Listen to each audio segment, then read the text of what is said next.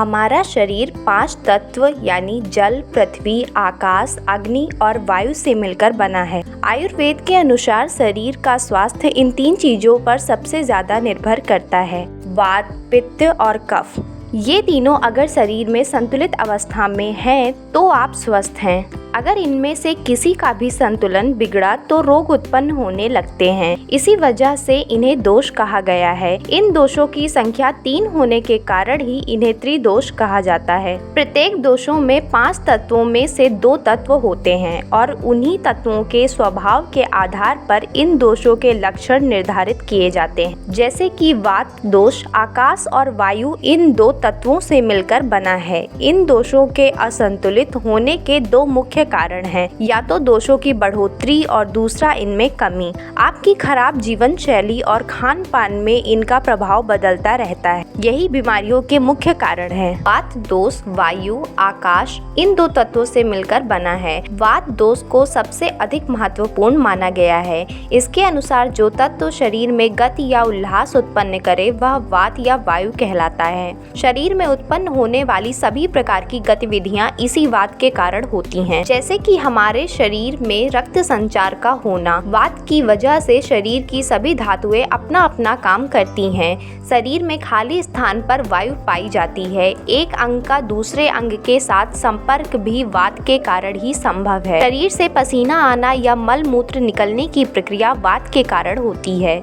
जिस व्यक्ति के शरीर में वात दोष ज्यादा होता है वह वात प्रकृति वाला कहलाता है। वात का शरीर में मुख्य स्थान कोलन या पेट माना जाता है। इसके अलावा नाभि के नीचे का भाग, छोटी व बड़ी आंतें, कमर, जांघ, टांग और हड्डियां भी वात के निवास स्थान हैं। वात रूखा, शीतल, लघु, सूक्ष्म और चिपचिपाहट से रहित होता है। वात प्रकृति वाले लोगों में शरीर में रूखापन, दुबलापन, धीमी और भारी आवाज और नींद की कमी, इसके अलावा आँखों, भौं, ठोड़ी के जोड़, होठों, जीभ, सिर, हाथों व टांगों में अस्थिरता भी वात के मुख्य लक्षण हैं। ऐसे प्रकृति वाले लोगों में जल्दी क्रोध आना, चिढ़ जाना, जल्दी डर जाना आदि आदतें पाई जाती हैं। पित्त दोष अग्नि और जल इन 2 तत्वों से मिलकर बना है। पित्त शब्द संस्कृत के तप शब्द से बना है, जिसका मतलब है कि शरीर में जो तत्व गर्मी उत्पन्न करता है वही पित्त है। यह शरीर में उत्पन्न होने वाले एंजाइम और हार्मोन को नियंत्रित करता है। इसके अलावा मानसिक कार्य है, जैसे कि बुद्धि, साहस, खुशी आदि का संचालन भी पित्त के माध्यम से ही होता है। पित्त में कमी से मतलब है कि आपकी पाचन अग्नि में कमी।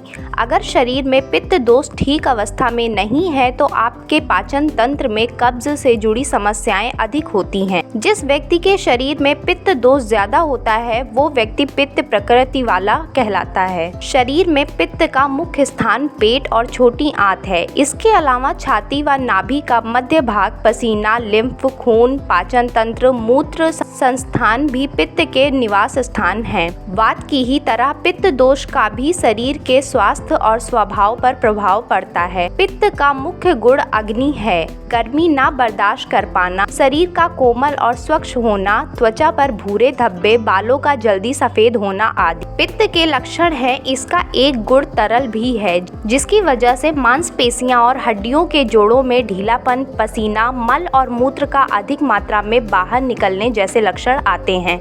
कफ दोष पृथ्वी और जल इन 2 तत्वों से मिलकर बना है। यह तीसरे स्थान पर आता है। कफ दोष शरीर के सभी अंगों का पोषण करता है और बाकी दोनों दोषों वात और पित्त को भी नियमित करता है। हमारी मानसिक और शारीरिक काम करने की क्षमता, रोग प्रतिरोधक क्षमता, काम शक्ति, धैर्य, क्षमा और ज्ञान आदि कफ के गुण हैं। शरीर में अगर कफ की मात्रा में कमी आती है तो बाकी दोनों दोष अपने आप ही बढ़ने लगते हैं। कफ भारी, मुलायम, मधुर, स्थिर और चिपचिपा होता है। यही इसके स्वाभाविक गुण है। जिस व्यक्ति के शरीर में कफ दोष ज्यादा होता है वह कफ प्रकृति वाला कहलाता है। हमारे शरीर में कफ का मुख्य स्थान पेट और छाती है। इसके अलावा गले का ऊपरी भाग, कंठ, सिर, गर्दन, हड्डियों के जोड़, पेट का ऊपरी हिस्सा और वसा भी कफ के निवास स्थान है। कफ प्रकृति वाले लोगों में निम्नलिखित लक्षण पाए जाते हैं, जैसे कि इनकी चाल स्थिर और गंभीर होती है, भूख प्यास और गर्मी कम लगना, पसीना कम आना, शरीर में वीर्य की अधिकता, जोड़ों में मजबूती और स्थिर, शरीर में गठीलापन और शरीर अंगों के चिकनाहट इसके प्रमुख लक्षण हैं। इसके अलावा कफ प्रकृति वाले लोग सुंदर,